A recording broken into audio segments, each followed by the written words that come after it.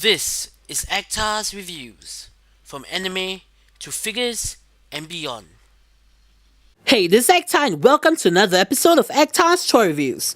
Rounding up our mini-series of Age of Extinction toy reviews is Deluxe Strafe, the two-headed Pteranodon, because two heads are better than one. Anyways, just like his fellow Dinobot counterparts, he has a unique identifiable color scheme, dark blue with silver and black highlights. First of all, let me say that out of all the Dinobots, Strafe has my vote for the best looking. Not only does the silver and dark blue go together exceedingly well, giving him a very menacing look, the silver airbrush effect that he has on his wings and tails is absolutely gorgeous. The figure in beast mode does look the part, save for the robot hand, which they could have folded into his forearm gap if they had only given him a proper wrist joint. Putting that aside for the time being, he comes with 3 weapons that can be stored in this mode: a crossbow with a pressure launching missile that packs on top, and a pair of swords that store on the underside of each wing. Evidently, you're supposed to pack them in facing forwards like missiles, so I personally prefer to align them along the wing as they are far less obtrusive. However, the most commendable thing about this figure by far is its massive wingspan. Spanning a whole 33 centimeters or 13 inches from tip to tip, it will unequivocally give him an impressive presence on any shelf. Speaking of wings, moving on to the articulation, the wings can go up and down, though not higher than this point, rotate forwards and backwards, and pivot forwards and backwards. Note that the articulation will be hindered by his bow. The wings can sweep in and out, though these hexagons limit how far the wings can fold back, but perhaps that's to tell you how far they should bend for his robot mode. His heads can look up and down, rotate side to side, and pivot side to side at the neck. His mouth can also open. Strafe has a waist joint that can rotate freely, and his legs are on a ball joint. There's a swivel joint at his thigh, a very limited knee joint, and his feet can move. Lastly, he has a pair of soft PVC tails that are joined together and can pivot up and down. And now for the transformation.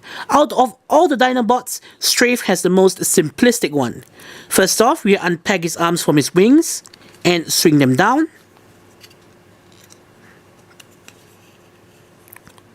We fold down his legs to extend them, pegging his dino feet into his knees, and we rotate them around.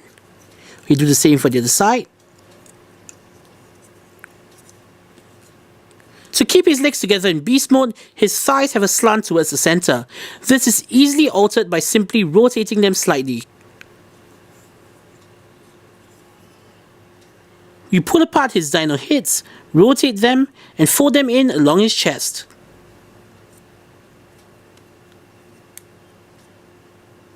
Pull his head up from inside his body.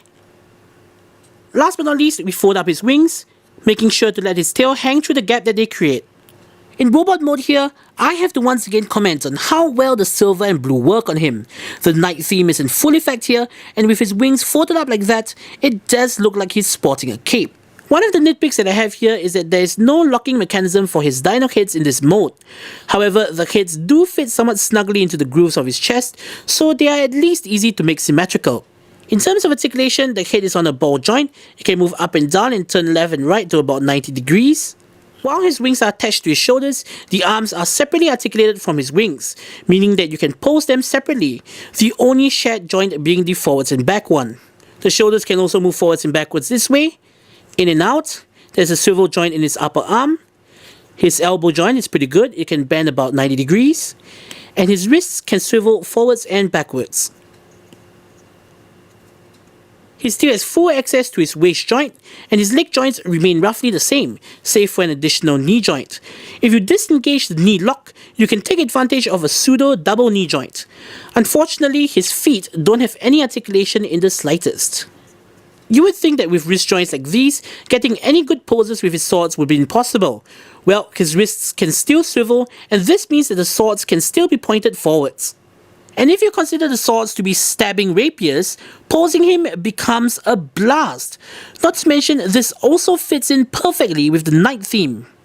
With all the articulation that he has, you will have absolutely no problems getting Strafe into several exquisite, dynamic poses, with the only true hindrance being the lack of any ankle articulation. But considering that most of your poses will have him airborne, I doubt that there will be a serious deterrent. Though, to achieve those poses, a figure stance is absolutely essential. Interestingly enough, he does have a little pack hole under him that will fit most stands, for instance Figma stands, perfectly, though casual collectors might find it hard to acquire such stands.